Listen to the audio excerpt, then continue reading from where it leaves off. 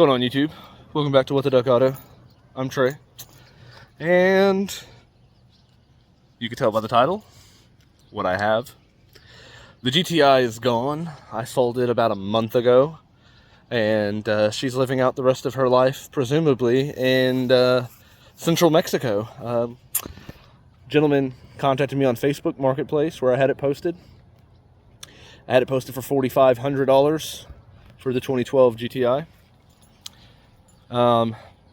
Basically what happened was I did the 6-speed swap in it, and I bought the ECS Tuning Stage 2 clutch, and within the clutch kit came throwout bearing spacers. I have a video where I installed those. That ruined my engine. It completely destroyed the thrust bearings. It lasted about 3,000 miles before the thrust bearings basically gave out and the car would die if you press the clutch in.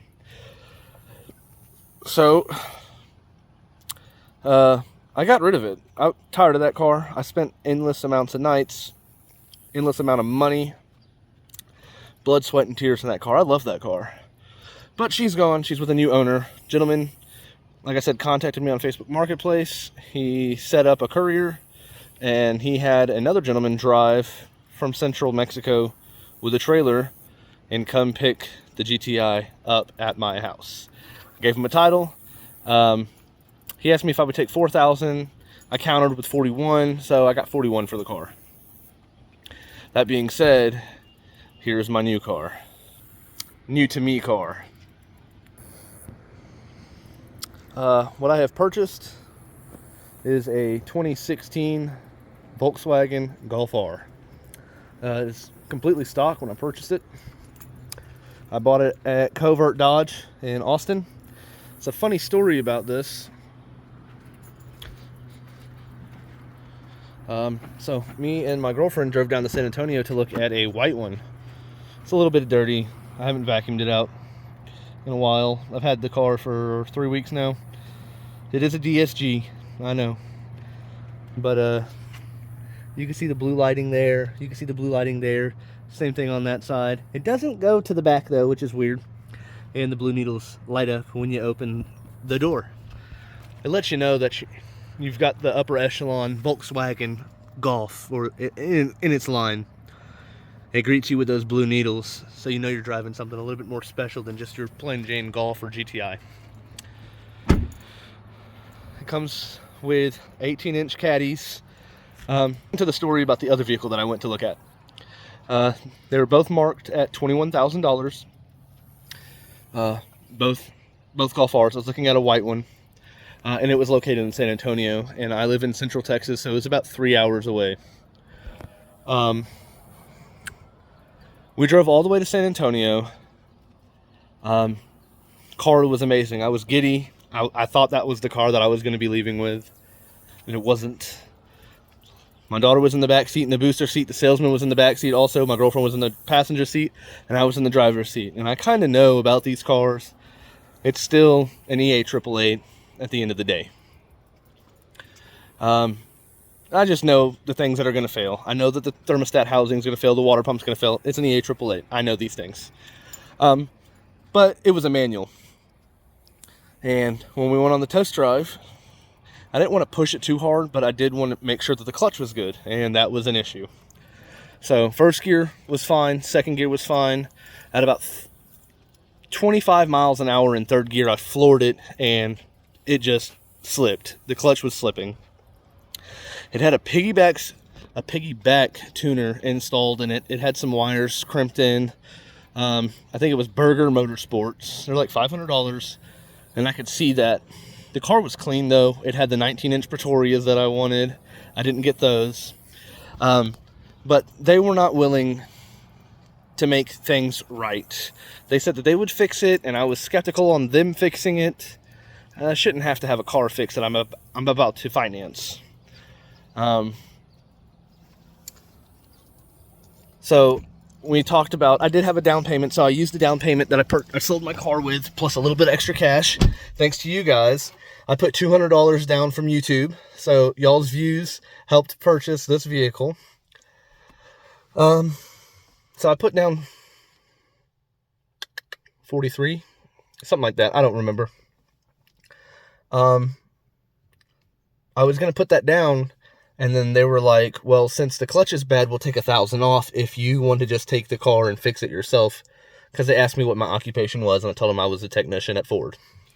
They knew I was capable, but they wanted, in order for that to happen, I was going to keep $1,000 of the down payment to purchase a clutch for it.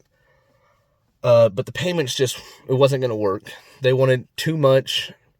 Their lender that I got approved with, the payments weren't going to work. They were wanting almost $500 a month. Whereas this one I got $398. I did purchase aftermarket warranty, 36 months, 36,000 miles, in case anything goes bad. It'll help me out just a little bit, just $100 deductible. And good thing about working at a dealership is I can have an RO open at the dealership. They could submit the claim to the aftermarket warranty company. It'll get approved, and I will get paid to fix my own car. That's pretty cool. But here's the seats in the R. They're nice. They're leather. They're bolstered. The rear seats, my daughter's car seat, all leather. The headliner is in great condition. It does have 81,000. Well, it's got 82,000 miles now. I bought it at 81,000 miles. So a little bit steep in the miles. That didn't deter me. I really wanted the Golf R. We can crank it up so I can show y'all. Our start button's right here.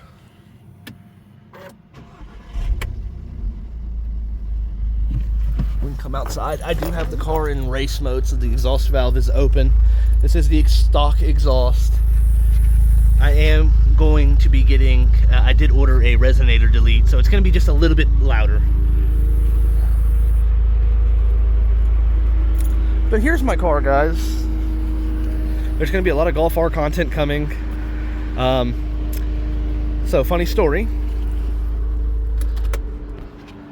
Obviously, like I said, I work at a dealership. Y'all know that.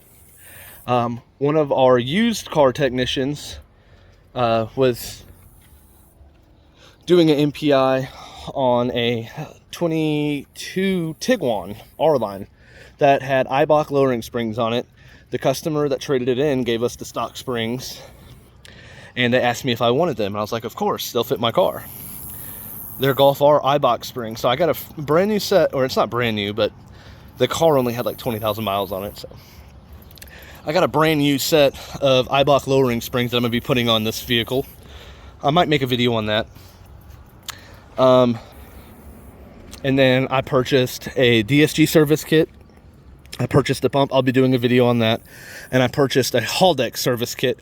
I'll be doing a video on that, or I might knock it, the DSG service out and the Haldex service out. Purchased a new cabin filter and a new oil filter. I'm going to do an oil change on it. I'm going to run to AutoZone or Advanced Auto, or I might just get it off of FCP or ECS tuning, some liquid moly gen. But here's some cool features. So on the passenger side, we have the auxiliary DSG surface to air cooler, and then on the driver's side we have the auxiliary surface to air oil cooler. So it's cool that we're doubled up. We still have the oil cooler that's built in to the oil filter housing that has coolant running through it. We still have the DSG oil cooler by the filter, and then we have the two filters. And then obviously there's no front mount like on the Mark 6. I hate that they put this there. I don't know if I'm going to keep that or not, or if I'm going to rock a tow hook badge and then get some bumper plugs. I don't know yet. The vehicle came with blacked out trim. Now, something that wasn't on the Carfax report, it said that it did have one minor front end ding that was reported. But as you can see, I've got the European taillights. They're the Euro lights, which the other car didn't have. So then I got to looking around, and it's hard to see. So if I can get the light, you can see that run right there. This vehicle has had this rear trunk painted, possibly replaced. I don't know why they why they would put Euro tails in it.